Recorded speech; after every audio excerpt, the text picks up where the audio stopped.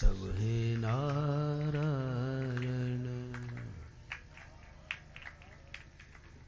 जय जय नारायण।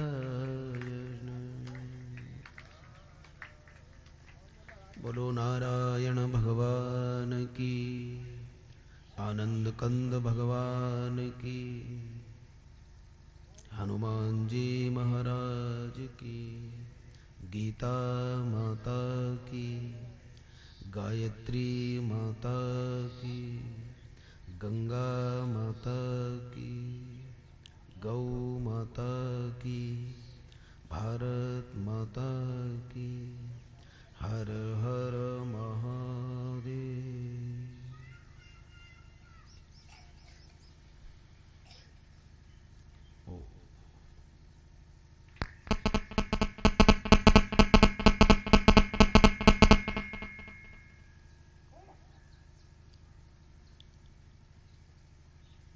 यस्मिन्निदं यतस्येदं येनेदं यइदं स्वयं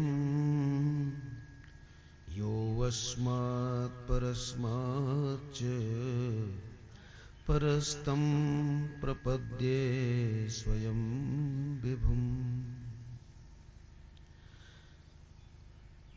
सर्वस्वरूप परमात्मा अपने अनेक रूपों में अपने आप को प्रकाशित करके अनंत रूपों में अनंत जीवों पर अनंत तरह से कृपा करता है। अपने जीवन को हम कृतार्थ करने के लिए जिस ग्रंथ का आश्रय ले रहे हैं वह कृपामयी भगवत गीता भगवान श्री कृष्ण का गाया हुआ दिव्य गीत है। और विचारकों ने कहा है कि श्रीमद् भगवत गीता का जो उपदेश है वह स्वयं भगवान श्री कृष्ण के द्वारा भी बहुत उच्च स्थिति में स्थित रहकर किया है। और इसके जो अधिकारी पात्र हैं अर्जुन, उन्होंने सुना है। और ये वर्णन आता है कि कुछ दिनों बाद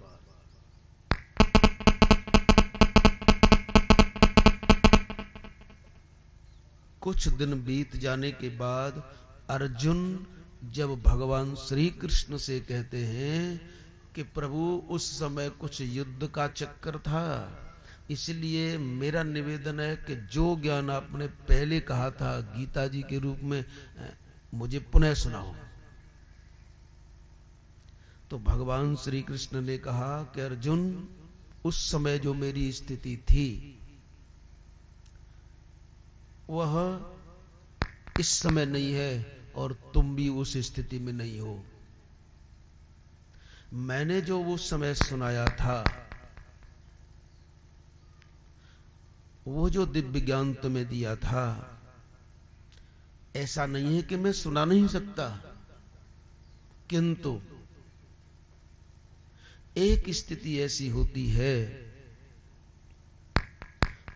कि वह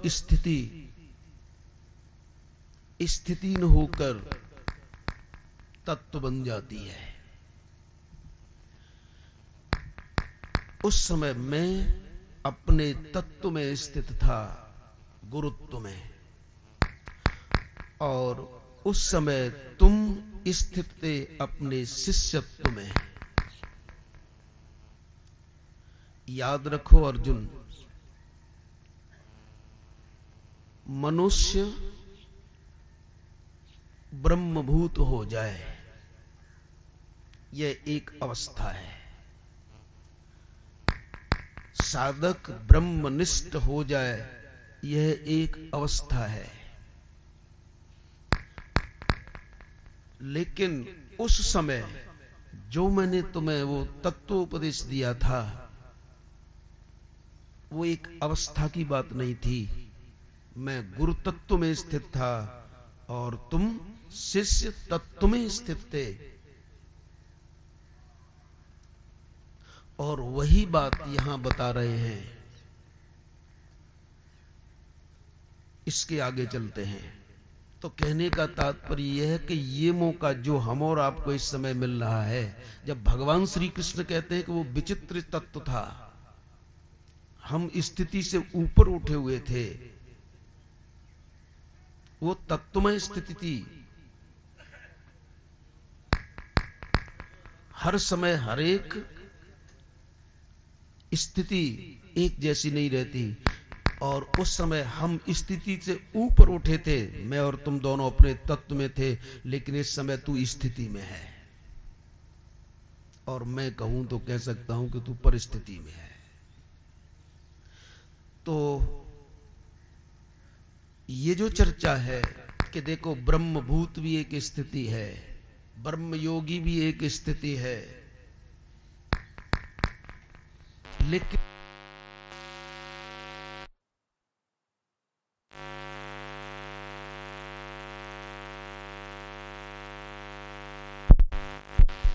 गीता का प्रयोजन किसी स्थिति में स्थित करने के लिए नहीं है, किसी अवस्था में स्थित करने के लिए नहीं है, न जागृत में, न स्वप्न में, न सुषुप्ति में, न तुरिया में, क्योंकि ये सब एक अवस्था विशेष है। गीता का प्रयोजन केवल तत्व स्थिति के लिए है, और जागृत, स्वप्न, सुषुप्ति, तुरिया ये क्या है? स्थिति है, अवस्थाएं, ये तत्व नहीं है। तत्व क्या है? वासुदेवः सर्वमिति, ये तत्व है साहब। मत्तः परतरम नान्यत् किंचिदस्ति, ये तत्व है साहब। सर्वम खल्विदम ब्रह्म, ये तत्व है। अहमात्मा ब्रह्म, अयम आत्मा ब्रह्म। तो तत्व के लिए है साहब सारी बात।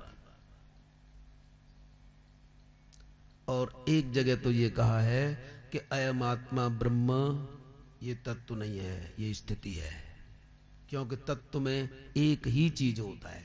तो अयम आत्मा ब्रह्म स्थिति, तत्वमसि स्थिति, प्रज्ञानम ब्रह्म स्थिति, लेकिन अस्ति अस्ति अस्ति केवल यह तत्व है। तो उसी के लिए आगे कह रहे हैं, तो आगे उसका चिंतन करते हैं। आइए पाठ करें पहले।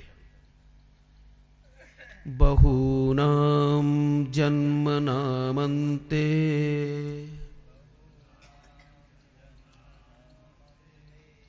ज्ञानवान् मां प्रपद्यते, वासुदेवः सर्वमिति, स महात्मा सुदुर्लभः। बहूनां जन्मनामन्ते ज्ञानवान् मां प्रपद्यते, वासुदेवः सर्वमिति, स महात्मा सुदुर्लभ।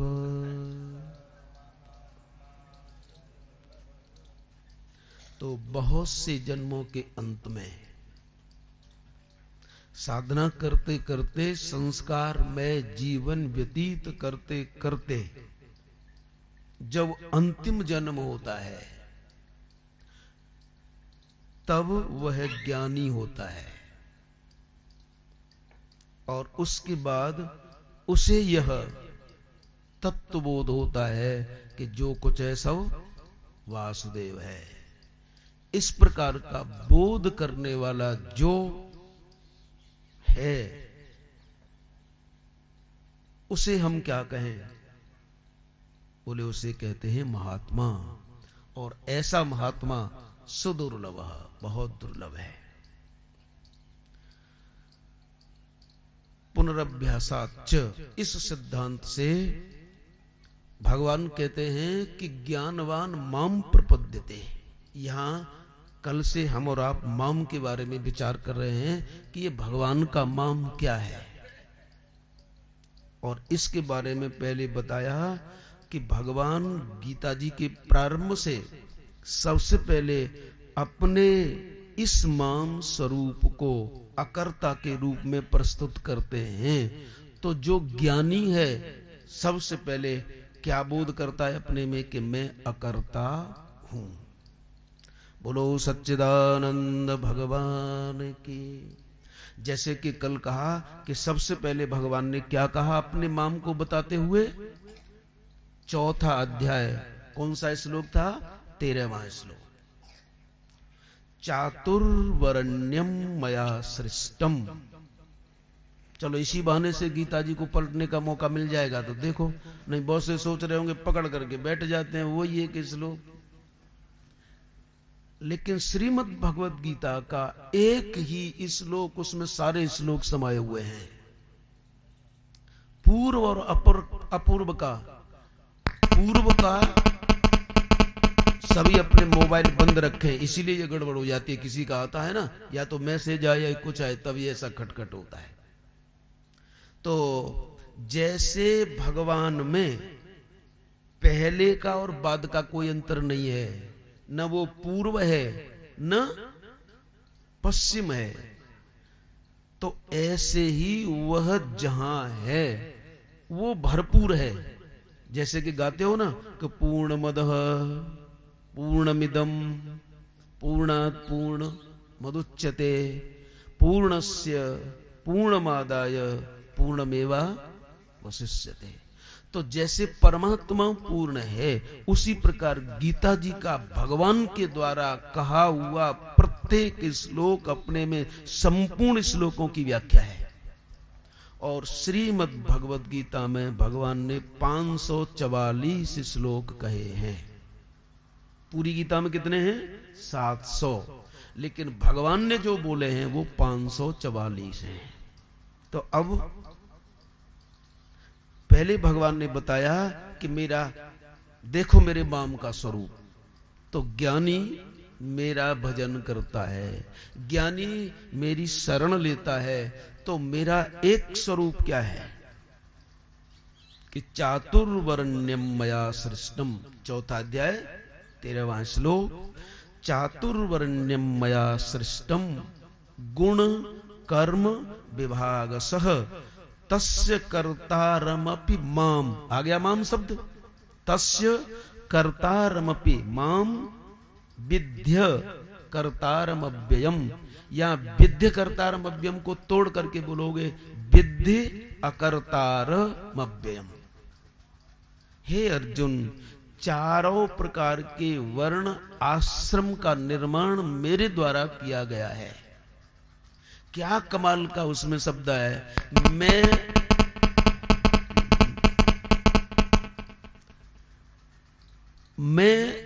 मैंने रचा।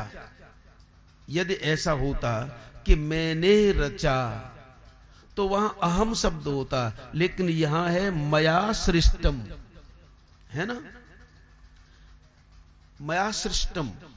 तो मया का मतलब है कि मैं वहां करता नहीं हूं, मेरे द्वारा। जैसे आप अपनी गाड़ी द्वारा यहां आए, मैं अपने वाहन के द्वारा यहां आया, तो इसमें कर्ता कौन है? मैं। और वाहन के द्वारा ये करण। और जितना भी पाप पुण्य होता है करण को होता है कि कर्ता को? कर्ता को होता है। तो यहां भगवान कहते हैं मया सृष्टम, मेरे द्वारा। और करण का चिन्ह क्या है? मेरे द्वारा। जैसे राम जी ने बाण से रावण मारा, तो बाण से या बाण के द्वारा।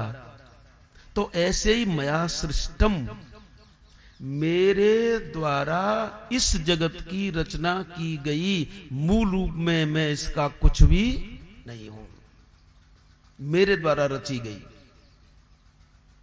तो ज्ञानी सबसे पहले ये देखता है कि जब मेरे भगवान कहते हैं कि मेरे द्वारा रची गई, मैं करता नहीं हूं और मैं उनकी आत्मा हूं, वह मेरी आत्मा, इसलिए मैं भी तीनों कालों में करता न था, न हूं, न होगा। इस ज्ञान में पहले उसे निष्ठा करनी पड़ेगी, लेकिन ऐसी निष्ठा ज्ञानी ही कर पाता। इसीलिए कहा कि ज्ञानवान माम प्रपद्यते, कर्म ही नहीं कर पाता साहब।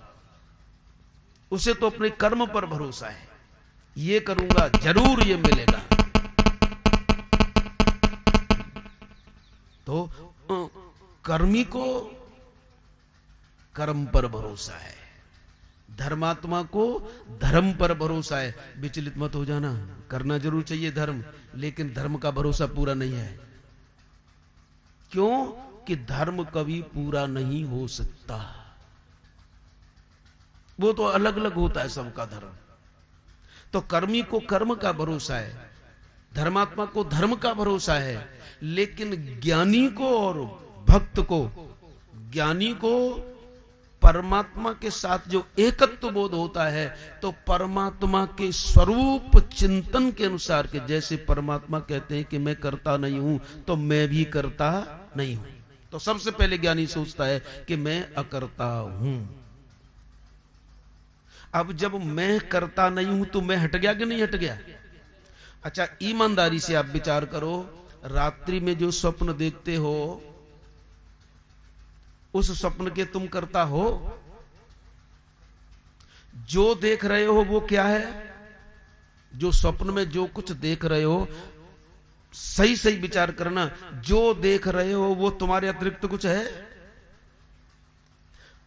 और देख कौन रहा है?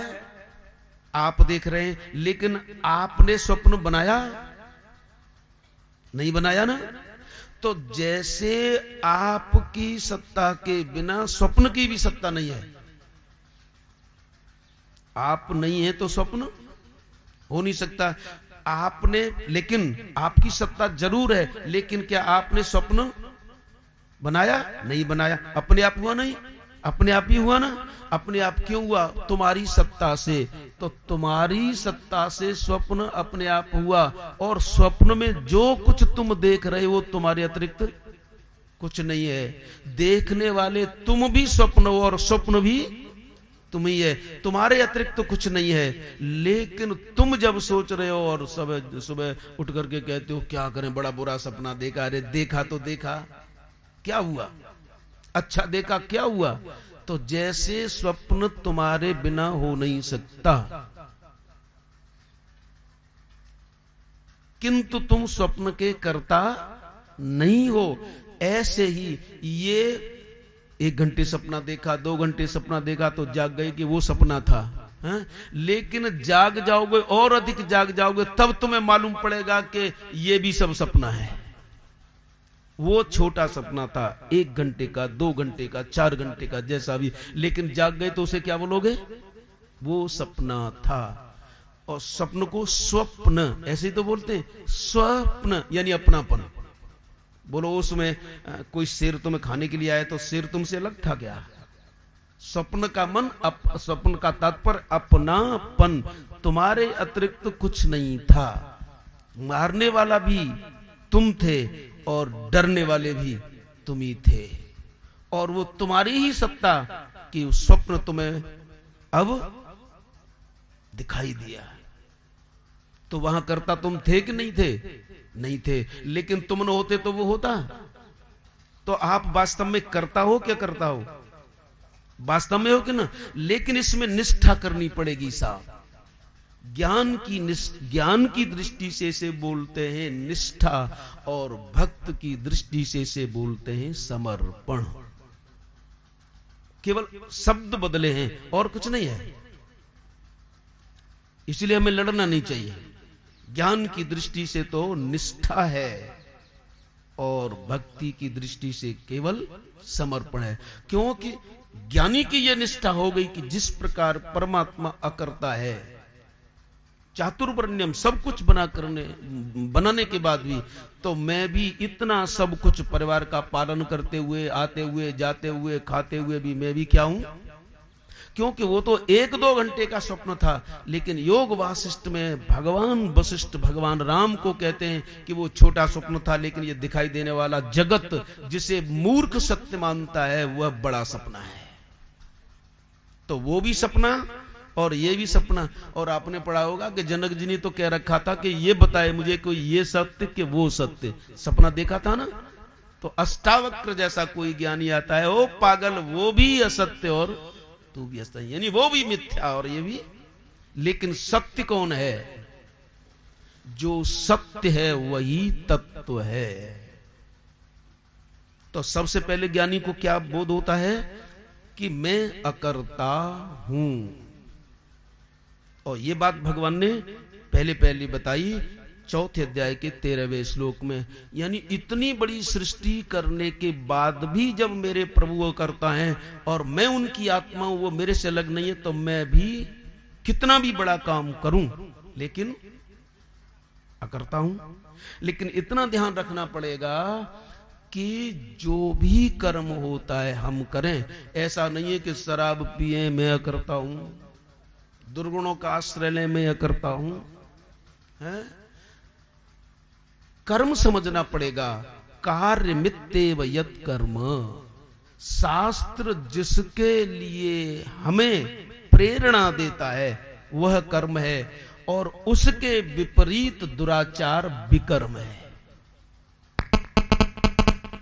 तो शास्त्र जिसके लिए कहे वो हमें करना चाहिए।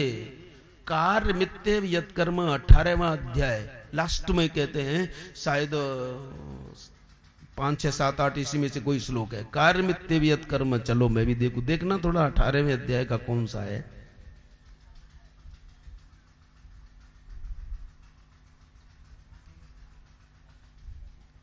नौवां है, चलो बढ़िया है। तो कार्य मित्येव यत् कर्म, कर्म की परिभाषा बताई। ऐसा मन सोचना कि दुर्गुण दुराचार ये कर्म है, तो शास्त्र जिसके लिए कहता है वो कर्म है, और शास्त्र के प्रतिकूल जो है वो विकर्म है। लेकिन हमें और तुम्हें कर्म और विकर्म दोनों से ऊपर उठ करके अकर्म अवस्था में पहुंचना है। तो शास्त्र के अनुकूल कर्म, प्रतिकूल विकर्म, और वास्तव में आपकी स्थिति न कर्ममय है न विकर्ममय है। आप स्वभावतः अकर्ता होते हुए भी अकर्म अवस्था को हैं। ये तुम्हें निरंतर चिंतन करना पड़ेगा। तो ज्ञानी इस प्रकार मेरा चिंतन करता है कि परमात्मा अकर्ता है तो मैं भी अकर्ता हूं। लेकिन ये जरूर रखना पड़ेगा कि सदाचार में कर्म, क्योंकि आप जानते हैं कि वेदांत का अधिकारी कौन है? बोले समदमोपरति। ये सब कुछ जो पहले वो सदाचार में जीवन व्यतीत कर चुका है। ऐसा नहीं कि मैं बुरा कर्म करूं, मैं तो ब्रह्मज्ञानी हूं, मेरे को कोई फर्क नहीं पड़ता। बोले थप्पड़ तेरे ब्रह्मज्ञान पर और तेरे पर। एक बार स्वामी कल्याण जी ने एक बड़ा अच्छा उदाहरण बताया कि एक ने मुझसे पूछा कि स्वामी जी हम चोरी करें तो कोई बात नहीं है, क्योंकि मेरे में कोई अंतर नहीं पड़ता, क्योंकि मैं तो करता हूं नहीं। तो उन्होंने बताया कि अब मैं इसे इस समय समझाऊं तो समझ में तो आएगा नहीं। तो ये पूछा कि तेरे को चोरी करने की आदत है? बोले बाप से झूठ क्यों बोलूं, मेरे को तो आदत सी पड़ गई है।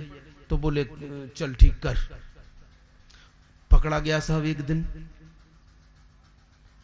अब पिटाई हो रही है, तो पिटाई हो रही है। अब वो छूट करके आया, बोले कि मैं तो करता नहीं था। फिर बोले तू करता नहीं था तो पिट भी तो तू नहीं रहा था, तू अनुभव क्यों कर रहा था? हा? जब तैने चोरी नहीं की ठीक है, तो पकड़ा गया तो पिट रहा था, तू भी कहां पिट रहा था? तो कहने का तात्पर्य हमारा जो ज्ञान वो सर्वांगीण हो। तो सबसे पहले हम ये बोध करें कि हमारा परमात्मा ये सब कुछ बनाने के बाद भी यह करता है। तो हम बड़े से बड़ा कर्म, ये अपनी डिक्शनरी से निकाल देना कि बुरा कर्म, बड़े से बड़ा सत्कर्म हमारे द्वारा हो, लेकिन हम उसके कर्ता नहीं हैं। क्योंकि कर्म ही, कर्म की एक विशेष परिभाषा भगवान इसी श्रीमद् भगवद गीता में 8वें अध्याय में कहते हैं, जब अर्जुन ने पूछा है कि मुझे कर्म बताओ, कर्म क्या है। चलो 8वां अध्याय निकालो, ये तो नजदीक ही पड़ेगा। अर्जुन ने पूछा है कि कर्म क्या है। 7 प्रश्न पूछे हैं 8वें अध्याय के प्रारंभ में ही। किम तद ब्रह्म किम अध्यात्मम किम कर्म पुरुषोत्तम। 8वें अध्याय का पहला ही श्लोक है। पहला प्रश्न है कि ब्रह्म क्या है, दूसरा प्रश्न है कि अध्यात्म क्या है, और तीसरा प्रश्न है कि किम कर्म, कर्म क्या है। तो इस कर्म की परिभाषा करते हुए आप देखें इसी अध्याय के यानी 8वें अध्याय के दूसरे श्लोक में, वो तीसरे श्लोक में भगवान कहते हैं अक्षरम ब्रह्म, कि अक्षर ही ब्रह्म है, स्वभाव अध्यात्म है, और भूत भावोद्भव करो, ये कर्म की परिभाषा दे रहे हैं। भूत भावोद्भव करो विसर्गः कर्म संगितः। कितनी दिव्य परिभाषा है। इसे यदि हम और आप गांठ बांध लें तो बस इतने से कल्याण हो जाएगा, हम कर्म समझ जाएंगे कर्म क्या है। भूत भावोद्भव करो विसर्ग कर्म संगित। इसका अर्थ होता है कि वह कर्म कर्म है जिसके करने से अपने भाव में भी उत्थान हो और उसे देख करके देखने वाले के भी भाव में उत्थान हो। तो प्राणियों के भाव का उत्थान करने वाला कर्म ही, प्राणियों के भावों का उत्थान करने वाला जो विसर्ग है, त्याग लगा दिया शास्त्र में, विसर्ग, जो विसर्ग है वही त्याग है। तो सबसे पहले त्याग ग्रहण रूप होता है कि त्याग रूप होता है। ये जो कर्म है वो त्याग रूप है। और सीधी सीधी से समझना चाहो तो जिसके करने से हमारी क्रम क्रम क्रम उन्नति हो जाए। पहले हम समझ रहे थे कि मैं जन्मने मरने वाला हूं, फिर समझ में आया कि अरे मैं जन्मने मरने वाला नहीं हूं, फिर समझ में आया कि मैं सदाचारी हूं, फिर समझ में आया कि नहीं अरे मैं तो इससे बहुत बड़ा ऊपर हूं। तो धीरे धीरे धीरे धीरे उठते गए और उठते गए ये भाव हो जाए कि अब मैं नित्य शुद्ध मुक्त ब्रह्म हूं, परमात्म स्वरूप हूं। तो नीचे के भाव से पहले हम समझते थे कि कीट पतंग हैं साहब, मनुष्य हैं साहब, देवता हैं साहब, फिर अंत में सोचे कि परमात्मा स्वरूप हूं। तो परमात्मा के भाव की तरफ हमें ले जाए, ऐसा त्याग में जो चेष्टा है वह कर्म है। तो दुर्गुण दुराचार कभी कर्म की कोटि में है नहीं। इसलिए हमें निकाल देना चाहिए कि हम जो कुछ बुरे भले करें सब भगवान को अर्पित करें। अरे भले अर्पित कर दो, ये वो तो कर्म है ही नहीं। तो सबसे पहले ज्ञानवान माम प्रपद्यते, इस ज्ञानी को यह बोध होता है कि परमात्मा अकर्ता है तो मैं भी, और सबसे पहले ये कर्तापन ही परेशान करता है साहब। सबसे पहले कर्तापन ही ये परेशान करता है, क्योंकि एक भी क्षण हम कार्य किए बिना रह नहीं सकते, एक क्षण भी कार्य किए बिना रह नहीं सकते। अंतर इतना है कि जब बोध हो जाता है तो वह ज्ञानी, वह भक्त, और तीसरे नंबर पर कर्मयोगी ले आओ। कर्मी का तो रजिस्टर से अपना नाम ही निकाल दो। कर्मी का मतलब हमारी दृष्टि में प्रपंची, कर्मी का मतलब प्रपंची। तो नंबर 1 ज्ञानी, नंबर 2 भक्त, उसे ले आओ बाद में साहब कर्मयोगी को, क्योंकि कर्मयोगी का रास्ता लंबा है, बहु नाम जन्म नामंते। लेकिन जैसे ही साहब सदाचार में जीवन व्यतीत हुआ, बोध होता गया, तो उसे सबसे पहले परमात्मा के साथ यह बोध होता है कि जिस प्रकार परमात्मा अकर्ता है उसी प्रकार मैं भी। अच्छा, कोई चक्की चला करके अलग बैठ गया, चक्की चल रही है, आप उसके कर्ता को मालूम कर लेंगे? मालूम तो नहीं पड़ेगा, वो तो चला के उधर बैठा है। लेकिन चक्की चलने की क्रिया हो रही है कि नहीं हो रही है? हो रही है। ऐसे ही ये चक्की चल रही है साहब, माया की चक्की, कबीरदास जी ने शायद ऐसा ही लिखा है कुछ, माया की चक्की चल रही है कोई पिस। हाँ, तो ये चक्की चल रही है, लेकिन चलाने वाला अलग बैठा सा टुकुर टुकुर देख रहा है। अब दूसरी शरणागति किसकी आई? भक्त की। ज्ञानी की तो हो गई कि मेरे प्रभु वो परमात्मा करता है तो मैं भी अकर्ता हूं। लेकिन भक्त की शरणागति कैसी है कि वो सोचता है कि जैसे चक्की चलाने के बाद कोई अलग छिप गया और हमें नहीं मालूम कि किसने चक्की चलाई, ऐसे ही परमात्मा की माया की चक्की चल रही है। और आपने देखा होगा चक्की में एक वो होती है कीली, बोलते हैं, क्या बोलते हैं, धुरी या कीली, जो कुछ भी हो। तो आपने देखा होगा कि जितने भी दाने हैं वह सारे पिस जाते हैं, लेकिन कीली के पास जो रहता है वो सुरक्षित बच जाता है।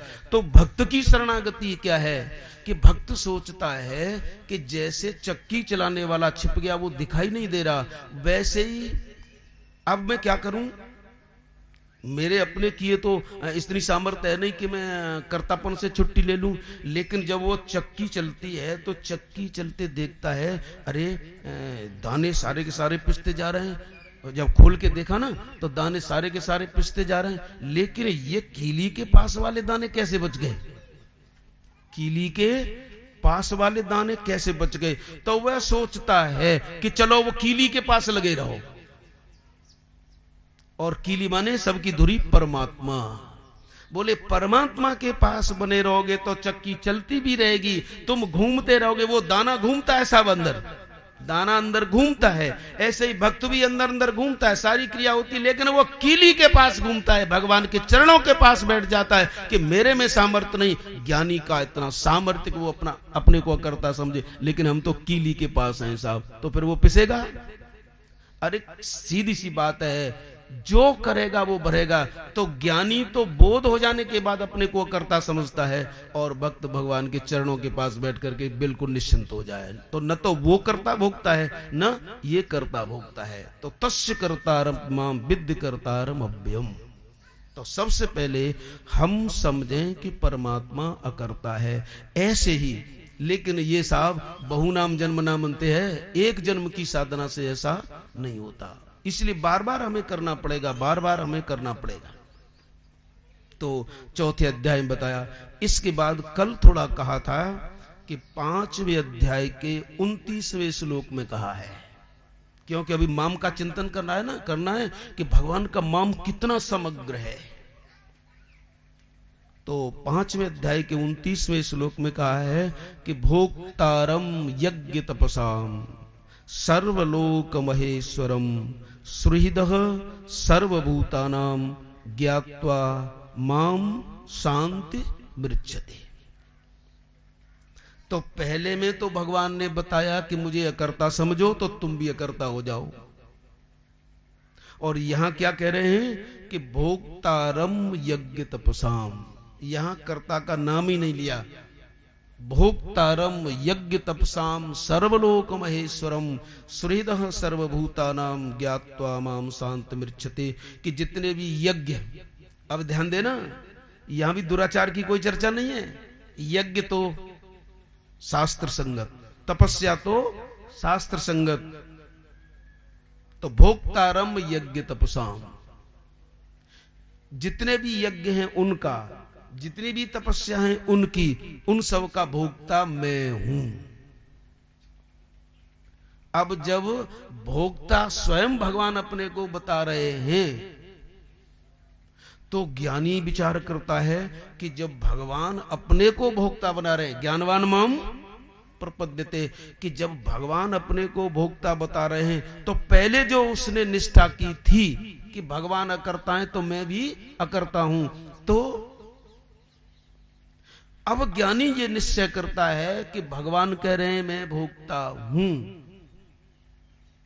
तो ज्ञानी ये निश्चय करता है कि मैंने पहले ये निष्ठा की थी, अब भगवान कह रहे हैं कि मैं भोक्ता हूं। तो वह निश्चित हो जाता है कि सुख दुख कुछ भी आए। अच्छा, सुख दुख का अनुभव किस में होता है? भूख प्यास प्राणों को लगती है, सुख दुख का अनुभव मन को होता है। और भगवान कह रहे हैं कि भोक्ता मैं हूं, इसका मतलब ज्ञानी सोचता है, ज्ञानी ये अपनी निष्ठा दृढ़ करता है कि भगवान कह रहे हैं कि मैं भोगता हूं, इसका मतलब ज्ञानी कहता है अब मेरे को मन रहित भी हो जाना चाहिए, क्योंकि वास्तव में भोक्ता कौन है? भगवान। इसलिए फिर अब ज्ञानी मन रहित हो जाता है और उस स्थिति को कहते हैं मनसो सकल वासना। क्योंकि हम ये निष्ठा करें कि मैं करता नहीं हूं, लेकिन वासना बनी रही तो एक दिन परेशानी होगी ना। इसलिए भगवान ने ज्ञानी को दृढ़ किया कि मैं भोगता हूं, यानी अब तू मन को भी अपने डिक्शनरी से निकाल दे के मन के साथ मेरा किंचित भी संबंध है। यत्र ज्ञानी अमना भवति, छांदोग्य उपनिषद। बोलो गीता में और इनमें अंतर लग रहा है कोई? ज्ञानवान मम प्रपद्यते, यानी गीता संपूर्ण उपनिषदों का सार है ना। तो यहां भगवान भोक्तारम कह करके कि भोक्ता मैं हूं, मैं देख लूंगा सब कुछ, मैं भोक्ता हूं, तो पहले कर्तापन से छुट्टी। अब भगवान भोक्ता, तो ज्ञानी सोचता है कि अब मेरा कोई मन नहीं है, मैं मन रहित हूं। और यही तो पाठ करते हो कि मैं शरीर नहीं, मैं इंद्रिय नहीं, मैं भोक्ता नहीं, मैं मन नहीं, मैं बुद्धि कुछ नहीं, तो अब मैं मन नहीं हूं।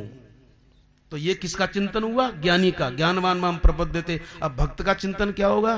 भक्त कहता है कि जब मेरे भगवान भोक्ता हैं तो मेरी सामर्थ्य तो इतनी नहीं कि मैं मन रहित हो जाऊं, लेकिन चलो मैं मन को ही भगवान को दे देता हूं। अब जो भगवान करे वो अच्छा, ये निश्चय कर लेता है कि प्रभु जो तुम करोगे वो अच्छा ही करोगे।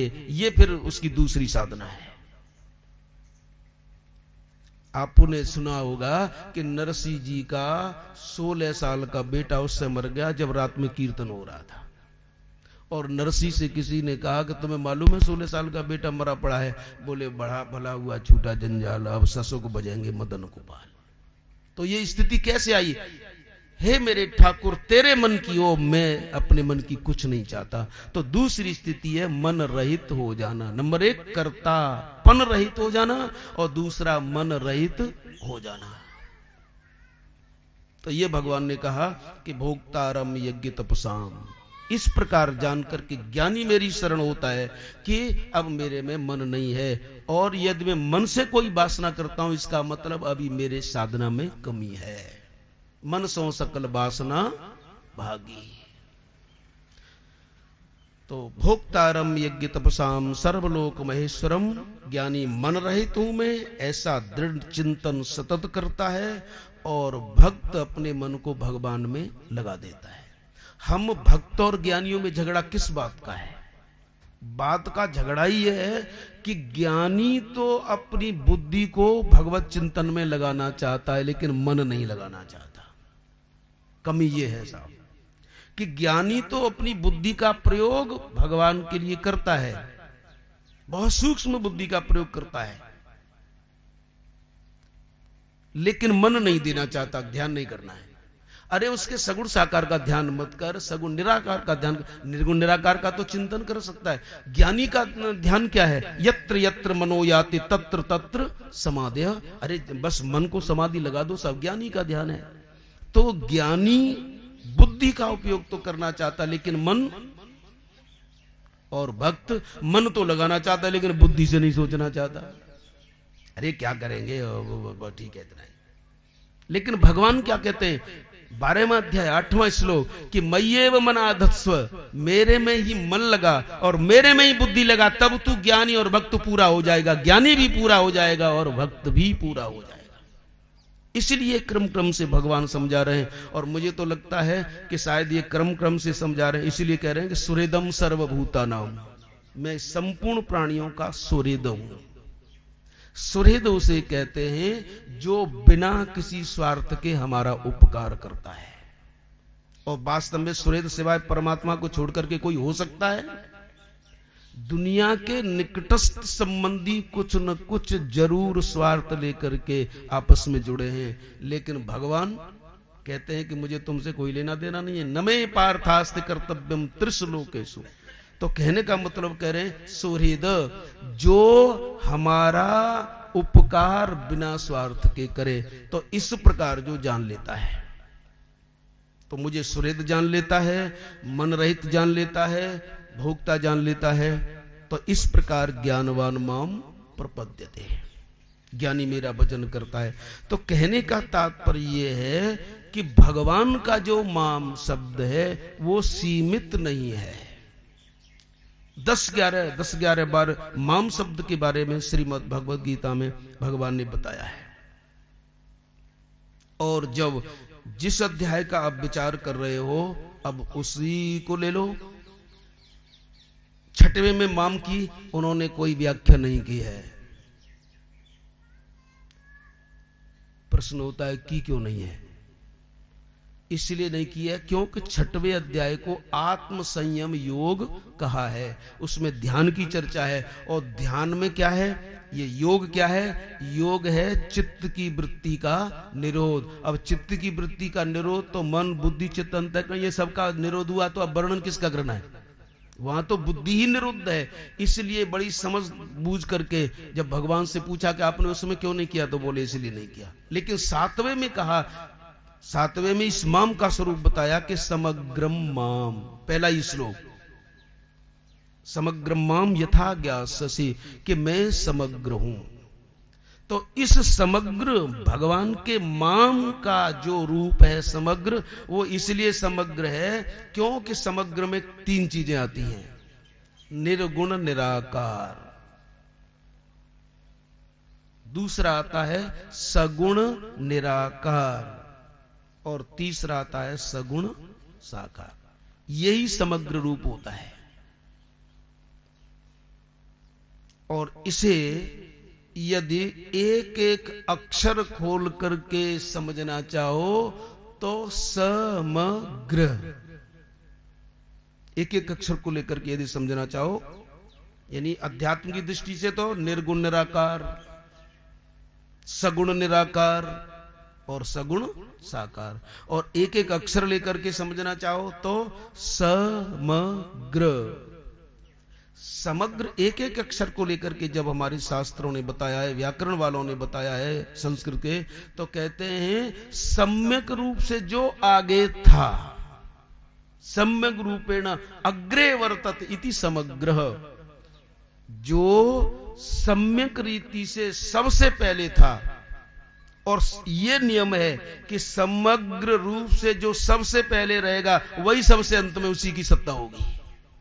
यह सिद्धांत है, यह नियम है कि जो सबसे पहले था वही सबसे बाद में, क्योंकि बीच में जो चीज आएगी वो बीच में ही चली जाएगी। आप जैसे कोई 50 वर्ष के, 100, कोई 60 वर्ष के, लेकिन 50 वर्ष पहले आप थे कि नहीं थे? थे। अच्छा, और किसी का शरीर 60 वर्ष बाद पूरा हो गया तो 60 वर्ष बाद वो रहेगा कि नहीं रहेगा? रहेगा। बीच में क्या मिला था? शरीर। तो बीच में मिला और बीच में ही, तो सबसे पहले आप थे और आप बाद में रहोगे। छूटा क्या और मिला क्या? मिला था वही छूट गया, और वो क्या था? शरीर। लेकिन आप पहले थे, अब आपका स्वरूप क्या था? ज्ञानवान माम प्रपद्यते समग्रम यथा ज्ञास्यसि, जो मेरा समग्र रूप है उसको मैं बताऊंगा। तो वो कैसे है? वो ऐसे है कि पहले अर्जुन तुम थे, शरीर चला जाएगा फिर भी तुम रहोगे। ये जीव के स्वरूप को बता रहे हैं। यानी पहले तुम थे, कैसे? सगुण, वो निर्गुण निराकार, अव्यक्तादीनि भूतानि व्यक्त मध्यानि भारत। तो पहले तुम थे तो क्या तुम्हारा स्वरूप था? निर्गुण निराकार। और हम आप जितने भी यहां बैठे हैं, यदि कोई पूछता है तुमसे कि अपना परिचय दो, तो अपना हम नाम बता देते हैं। अरे और बड़ा परिचय दो तो पिताजी का नाम बता देते हैं। और बताओ कि बोले तो स्थान का नाम बता देते हैं। बोले पूरा बताओ, बोले पत्रालय, बोले और जनपद। ये सब तुम्हारा पता है कि शरीर का पता है? शरीर का है ना। एक बार उड़िया बाबा से किसी ने कहा कि बाबा ये लोग आते हैं, आप फोटो खिंचा लो। बोले बुलाओ, ठीक है, आज हमारी मस्ती है, फोटो खिंचाओ। सो साहब बड़े खुश हुए फोटोग्राफर के, बाबा आज फोटो खिंचा रहे हैं। तो फोटोग्राफर ने फोटो खींचा, और जब उसने सही करके दिया, ये लो बाबा, बड़े हंसे, बोले ये मेरा फोटो है। आज तक कोई भी फोटोग्राफर पैदा नहीं हुआ जो मेरा फोटो ले सके। तो आज तक कोई भी फोटोग्राफर नहीं हुआ जो आपका फोटो ले सके। लेकिन ये जो फोटो लिया जाता है वो किसका होता है? आपका क्या आपके शरीर का? तो ऐसे ही समग्र माम यथा ज्ञास्यसि, पहले तुम नहीं थे ऐसी बात नहीं, बाद में तुम नहीं रहोगे ऐसी बात नहीं। अर्जुन, पहले भी तुम थे और बाद में भी तुम रहोगे। ये किसका परिचय है? आपका। माम यथा ज्ञास्यसि, क्यों? क्योंकि पहले भी मैं था, बाद में भी मैं रहूंगा और इस समय भी मैं हूं। और आप ईमानदारी से बताओ, तीनों कालों में रहते हो कि नहीं रहते? पहले थे कि नहीं थे? बाद में रहोगे कि नहीं? और इस समय? अंतर इतना है कि वर्तमान सुधर जाए तो सब सुधर जाए। हम वर्तमान को बिगाड़ लेते हैं। इस समय हम हैं, लेकिन कहेंगे साहब मोहन है, सोहन है, ये है, ये परिचय है आपका। बस इतनी सी अंतर है कि हम वर्तमान को बिगाड़ लेते हैं और संभालना भूत का है भविष्य का? वर्तमान का। क्योंकि वर्तमान को बोलते हैं है, और ये वर्तमान है ही, एक क्षण बाद होगा, हो जाएगा। और एक क्षण पहले क्या था? था। लेकिन मूल रूप में था सत्य है कि होगा? अस्ति, यानी है, सत्य है, और वो तुम हो। अच्छा साहब ठीक है, लाल कुर्ता पहनाए आज और कल सफेद पहनाए, आप बदले कि पोशाक? आप में कोई परिवर्तन हुआ कभी? चलो आज सूट बूट पहन करके आए, कल अचकन पहन करके आए, बदले? ऐसे ही कह रहे हैं कि ज्ञानी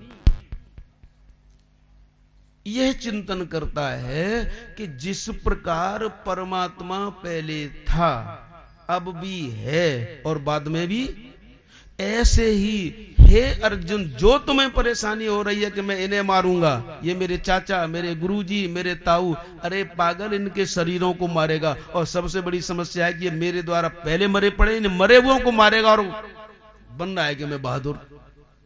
इसलिए कह रहे हैं कि पहले भी मैं था, बाद में भी मैं रहूंगा और अब भी मैं ही हूं। इसे बोलते हैं समग्र, जो भूत, भविष्य और वर्तमान तीनों कालों में एक रस रहे, उसे बोलते हैं समग्र।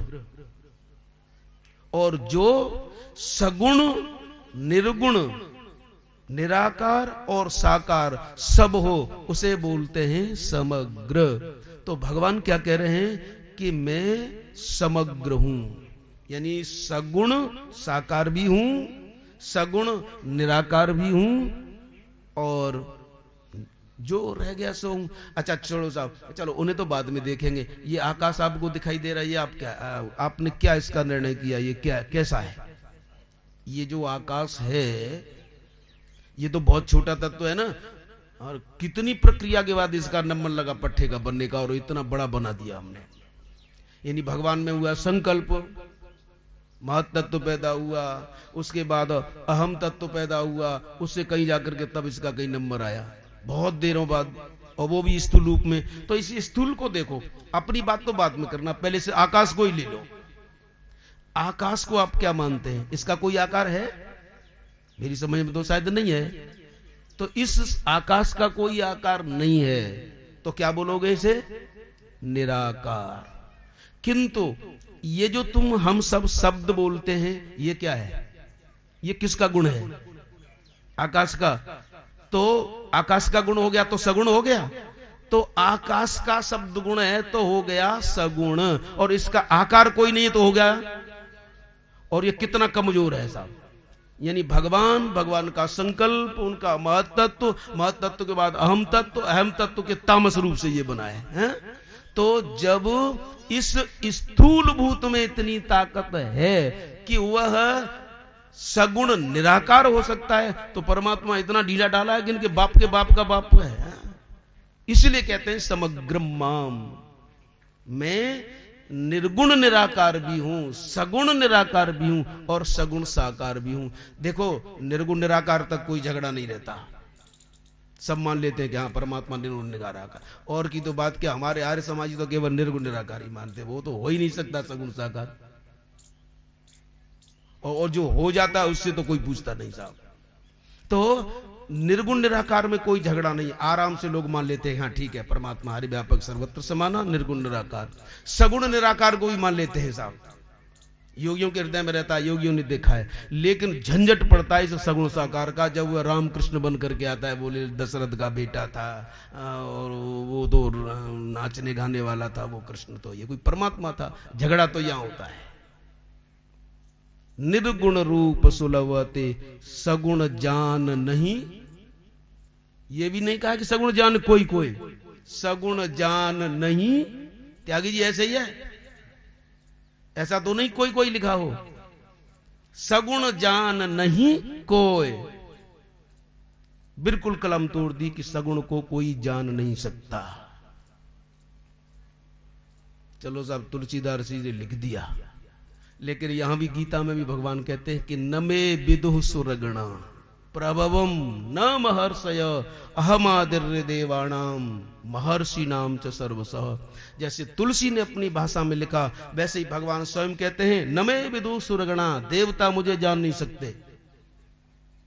न मे विदुः सुरगणा प्रभवम, मेरी उत्पत्ति को, मेरे जन्म को, मेरी उत्पत्ति को, ये मेरी उत्पत्ति की बात, मेरे सगुण साकार की बात देवताओं की समझ में नहीं आती। अब मनुष्यों की बात तो छोड़ ही दो साहब। इसीलिए ये कोई तुमसे झगड़े कि परमात्मा सगुण साकार नहीं हो सकता, तो उसे झगड़ो मत बोले तो वो गया बीता, देवता भी नहीं जान सकते, ये बेचारा क्या जानेगा। झगड़ो मत, बस अपनी बुद्धि को वहां खर्च मत करो। हाँ भाई ऐसे ही ठीक है, नहीं है, तेरा परमात्मा निर्गुण निराकार ही तक सीमित है, लेकिन हमारा परमात्मा तो निर्गुण निराकार भी है, सगुण निराकार भी है और सगुण साकार। लड़ो मत, झगड़ो मत, उस बुद्धि की एनर्जी को वहां मत लगाओ, ठीक है। हाँ भाई, तो नमे विदुः सुरगणा निर्गुण रूप सुलभति, यानी निर्गुण निराकार तक झगड़ा नहीं, सगुण निराकार तक झगड़ा नहीं, झगड़ा होता है बस ये। तो भगवान से पूछा कि ये होता झगड़ा क्यों है, आप वास्तव में आते हैं? तो बोले आता हूं। और आप तो सब धर्मावलंबी है, जानते हैं कि यदा यदा ही धर्मस्य ग्लानिर्भवति भारत, ये ब्रह्म नहीं होता, मतलब ब्रह्म नहीं है ये भगवान है। और ब्रह्म और भगवान में कितना अंतर है तो अब जान गए होंगे, कोई अंतर है? लेकिन ये हम और आप ही मानते हैं, कुछ हमारे ये जो वैदिक धर्मावलंबी नहीं मानते, लेकिन न माने तो मत मानने दो। तो यदा यदा ही धर्मस्य, जब जब धर्म की हानि होती है मैं आता हूं, लेकिन मेरे जन्म और कर्म को हर एक नहीं जानता।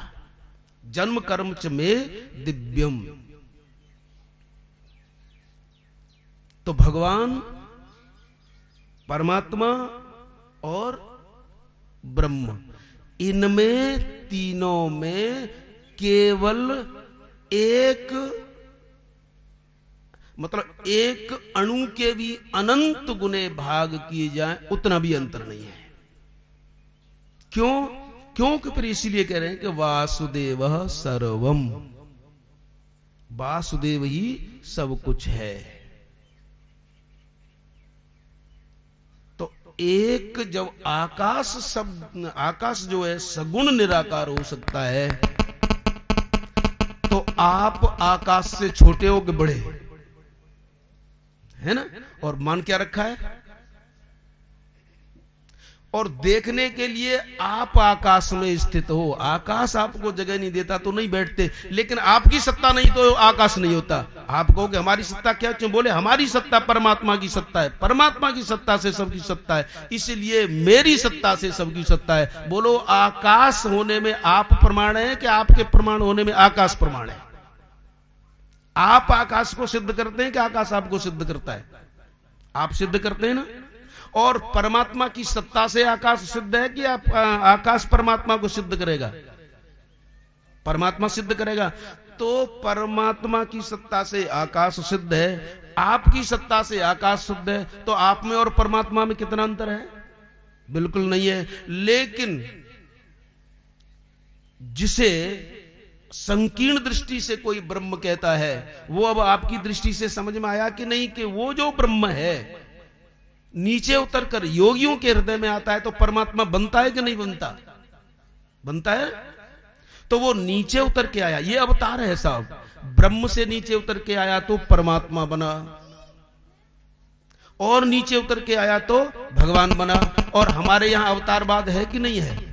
है। इसलिए कृष्ण राम ये सब अवतार हैं, और अवतार ही नहीं साहब, पूर्ण अवतार हैं। और पूर्ण अवतार का मतलब क्या होता है? कई बार मैंने कहा है, फिर भी आपको याद दिलाऊं कि जैसे कोई तीन मंजिल कोठी पर बैठा है, उससे कहा भाई उतर के आओ, तो वो एक मंजिल नीचे उतर के आ गया। बोले नहीं अभी हम तो बहुत धरातल पर बैठे हैं, तो चलो और नीचे उतर के आता हूं। तो पहली से दूसरी पर आया, दूसरी से तीसरी पर आया, लेकिन तीसरी पर बैठने वाले बोले ऐसे काम नहीं चलेगा, हमारे संग हंसो रो गाओ पियो मौज करो। पूरा उतरना तो हम तब मानेंगे। अच्छा सा ठीक है साहब, कोई महान पुरुष ऊपर से नीचे उतर के आया, लेकिन वो आपके साथ, जहां आप धरातल पर बैठे आपके साथ एक नहीं हुआ, तो वो पूरा अवतार हुआ क्या? नहीं हुआ ना। तो पूरा अवतार क्या है कि जहां हम थे, प्रपंच में थे या प्रपंच से ऊपर थे, हमारे साथ जब वो एक होकर के घुलमिल हो जाता है, उसे कहते हैं पूर्ण अवतार। जब हम रोते हैं तो वो रोता है, जब हम हंसते हैं तो वो हंसता है। इसलिए जब दशरथ जी मरते हैं तो वो ब्रह्म रोता है साहब। ये पूर्ण अवतार है। पूर्ण अवतार का मतलब यह है कि बिल्कुल एक दूसरे से घुला मिला, वहां उतरना ही उतरना है, उतरना ही उतरना है। इसलिए नादान लोग कहते हैं कि वो कैसा परमात्मा था, अपने बाप को नहीं बचा पाया। अरे वो इतना घुलमिल गया है कि वो बाप के लिए रोता है। अच्छा, मेघनाद मरा तो रावण को रोते देखा आपने? रावण तो नहीं रोता। और यहां पिताजी मर गए तो राम जी रोते हैं, लेकिन वास्तविक तत्व क्या है? राम परमात्मा है, इतना नीचे उतर चुके हैं कि वो पिता के लिए रोते हैं, और वह ऊपर से भले नहीं रोता लेकिन अंदर से रोता है साहब। तो पूर्ण अवतार वह है जो हमारे बीच में घुल मिल जाए, इतना नीचे उतरता है। तो जो बिल्कुल नीचे उतर जाए, हमारे साथ खेले और हम आ रहे हैं तो हमें घोड़ा बना ले और हम जीत जाएं तो वो घोड़ा बन जाए, इससे ज्यादा और क्या बोलो होगा पूर्ण अवतार। श्री कृष्ण को पूर्ण अवतार इसलिए माना जाता है कि यदि कोई ग्वालवाल कहता है कि मैं जीत गया अब तू घोड़ा बन, बोले बैठ जा, बोलो इससे ज्यादा और अवतार क्या होगा। और हमारी बुद्धि की संकीर्णता रहती है कि हमारे जैसे काम करता है तो बोले ये भगवान हो ही नहीं सकता। बस इतनी सी कमी है। इसलिए कह रहे हैं कि मन भी वहां हो, बुद्धि भी वहां हो। इस प्रकार मन बुद्धि जब उसमें हो जाएगी तो तू मेरे को समग्र रूप से जानेगा। अच्छा, ये जो हम और आप कह सुन रहे हैं, हम आप ये सब कह रहे हैं, जैसे ये माइक बोल रहा है, जैसे मेरे द्वारा बोला जा रहा है, उसको ये माइक ग्रहण कर रहा है, आप सुन रहे हैं। ये सब किसके द्वारा हो रहा है? बिजली के द्वारा। बिजली चली जाए तो, बिजली चली जाए तो कुछ नहीं होगा, लेकिन बिजली कुछ कर रही है? बिजली तो कुछ नहीं कर रही, लेकिन बिजली न रहे तो ये कुछ नहीं होगा। बिजली कुछ नहीं कर रही, आपकी फ्रिज में पहुंच गई तो जमा दिया, हीटर में गई तो गर्म कर दिया, और गर्म करना और ठंडा करना ये बिजली का काम है, कुछ यंत्र का काम है? बिजली की सत्ता से सब हो रहा है, लेकिन गर्म में पहुंचेगी, यानी जो यंत्र गर्म करता है तो वो कहेगा कि बिजली ने गर्म कर दिया, फ्रिज ने ठंडा कर दिया। और किया किसने है? और फिर भी करता है।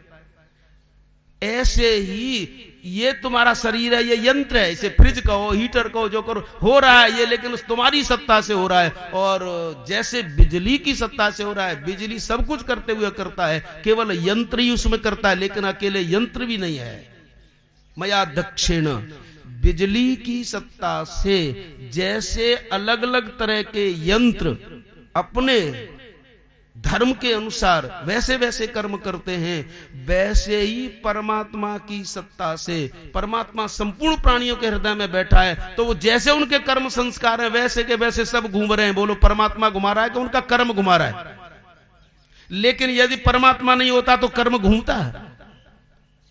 ये कर्म अपने आप जड़ है, वो कुछ नहीं कर सकता, इसलिए बिना परमात्मा के कुछ नहीं होता। लेकिन सबसे बड़ी विशेष बात है कि परमात्मा कभी भी कुछ नहीं करता। अच्छा, आप यहां बैठे, मेरा नाम लेना, दुकानदार से ले आओ वो चीज, आपके नाम से काम हो गया कि आपको जाना पड़ा वहां? तो परमात्मा की सत्ता, तो ये हम और आप सुन रहे हैं, ये बिजली के द्वारा हो रहा है। और इस बिजली के रूप को आपने कैसा निश्चय किया है? ये निर्गुण निराकार है कि सगुण निराकार है कि सगुण साकार है? बोलो कौन सी है? निर्गुण निराकार। अच्छा, हाँ, तीनों है, बस वही तो सिद्ध करना है। हाँ, तो देखो, अब जब ये बिजली तार में स्थित है, तार में स्थित है, बिल्कुल स्थित है, असंग रूप से स्थित है, तार में बिजली स्थित है, न कुछ कर रही न दिखाई दे रही, तो क्या हो गई? निर्गुण निराकार। और जब ये यहां तक आ गई, माइक्रोफोन तक, तो अब आप सुन रहे हैं जो कुछ निकल रहा है, तो ये क्रिया हो रही है कि नहीं हो रही है? लेकिन बिजली दिखाई दे रही है? बिजली दिखाई नहीं दे रही, इसलिए निराकार है, लेकिन सुनने का काम हो रहा है, तो सगुण है। तो यहां इसमें आकर के ये सगुण निराकार हो गई। और जब रात हो जाए, लट्टू जरा दो तो बिजली दिखाई दे रही है कि नहीं? और अंधेरा दूर हो रहा है कि नहीं? तो दिखाई दे रही है तो हो गई साकार, और काम हो रहा है अंधेरा दूर करने का, तो हो गई सगुण। तो एक बिजली सगुण साकार हो सकती है, निर्गुण वो निराकार और सगुण हो सकती है, निर्गुण निराकार हो सकती है। तो ऐसी अनंत बिजलियां जिसके प्रकाश से प्रकाशित हैं। श्रीमद् भगवद गीता 12वां अध्याय, वो 15वां अध्याय 12वां श्लोक, यदादित्य गतम तेजो जगत भासते अखिलम यच्चंद्रमस्य यच्चाग्नौ तत्तेजो विद्धि, कि बिजली में जो प्रकाश है, सूर्य में जो प्रकाश है, चंद्रमा में जो प्रकाश है, वो मेरा है। ये कह रहा है साहब जो तुम्हें गीता का उपदेश कर रहा है, कि सूर्य में जो प्रकाश है, चंद्रमा में जो प्रकाश है, अग्नि में जो प्रकाश है, बिजली में जो प्रकाश है, वह मेरा है। तो उसकी बिजली जब तीनों हो सकती है, तो वो तीनों नहीं हो सकता। इसलिए कोई तुमसे लड़े तो बस हाथ जोड़ लो कि तुम्हारा परमात्मा निर्गुण निराकार तक है, कोई बात नहीं, हम उसे थोड़ा और ज्यादा मानते हैं कि हम सगुण निराकार भी मानते हैं और सगुण साकार भी मानते हैं। तुम्हारे साथ आता हमारे साथ तो रोता है साहब, सोता है, रोता है, खाता है, और गलती करता है तो पिटता भी है। आप में अधिकार है, आप उसे डांट सकते हैं। यशोदा मैया डांटती है साहब उसे। तो कहने का तात्पर्य यही समग्रम है, और इस समग्रम का वासुदेव रूप क्या है और वो महात्मा क्या है, अब कल विचार करेंगे। बोलो सच्चिदानंद भगवान की।